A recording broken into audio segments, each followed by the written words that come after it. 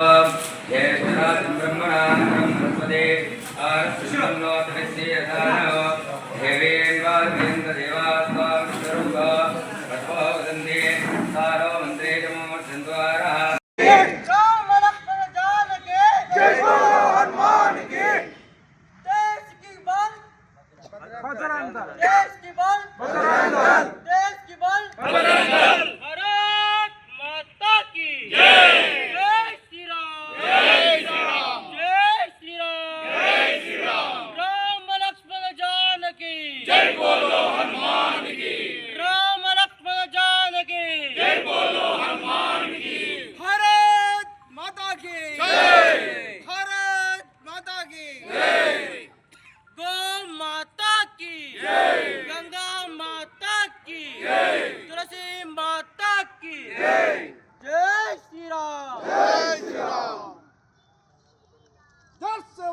पैर से बोलो जय श्री राम जय श्री राम। पैर से बोलो जय श्री राम जय श्री राम। पैर से बोलो पैर से।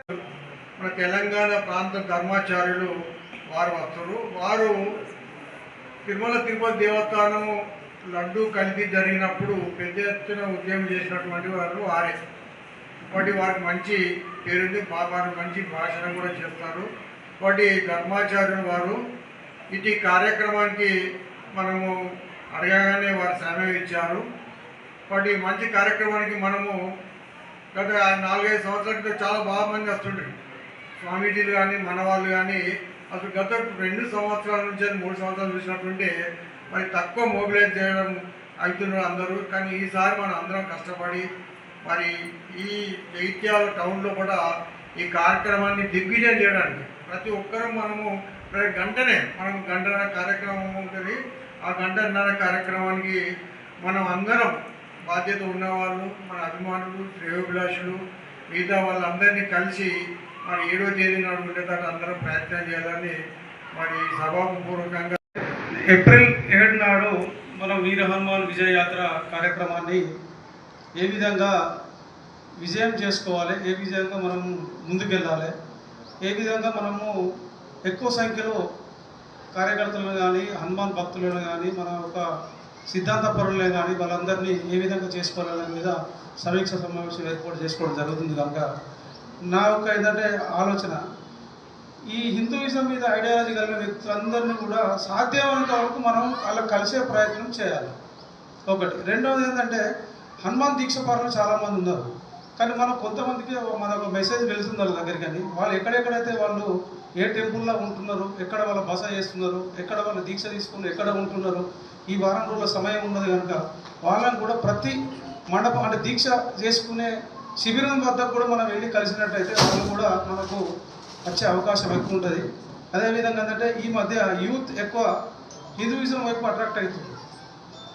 వాళ్ళని కూడా యూత్ని ఎక్కువ అధిక సంఖ్యలో మనం వాళ్ళని కూడా భాగస్వామ్యం చేసుకున్నట్టయితే మనం రేపటి జరిగే కార్యక్రమాన్ని విజయవంతం చేసుకుంటాం. మనకు వారం రోజుల సమయం ఉన్నది. ఇప్పటికెళ్ళి అందరం కూడా నీ అనే తమ భేదం లేకుండా ప్రతి ఒక్కరం కూడా కార్యక్రమాన్ని విజయవంతం చేసుకునే దిశగా అందరం కూడా ప్రయత్నం చేస్తే సక్సెస్ అవుతుందని చెప్పని నా ఒక అభిప్రాయం. Thank you.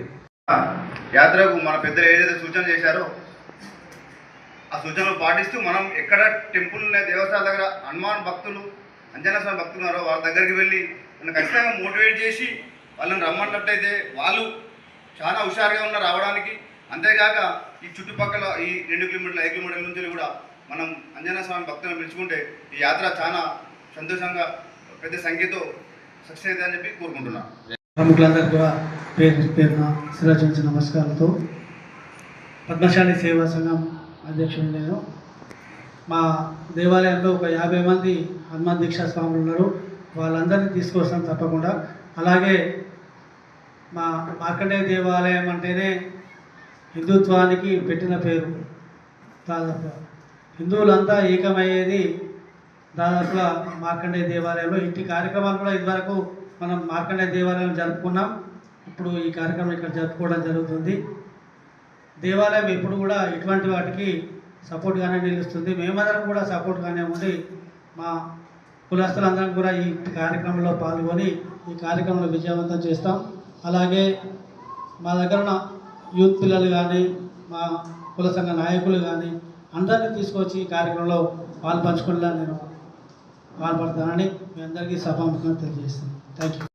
తీసేవాళ్ళు కాదు, కానీ మన విషయ పరిషత్ పెద్దలు మనం అందరం కూర్చొని దీన్ని ఒక పెద్ద సంస్థగా అంటే పెద్ద కార్యక్రమంగా చేయాలనుకున్నాం, చేసినాం. శివాజీ ఉత్సవం నేను చిన్నప్పటి నుండి చూస్తున్నా. ఆర్యకట్క సోదరులు 10 మంది 20 మంది డప్పులు పట్టుకొని జై జై అనుకుంటూ పోదు. శివాజీ ఉత్సవాన్ని కూడా ఈ విధంగా కాదు, ఈ విధంగా వేయాలని దాన్ని మార్చాం. 3 కార్యక్రమాలు మనం పెద్ద ఎత్తున తీసుకున్నాం, అంటే అందరం కలిసి సమిష్టిగా తీసుకున్నాం.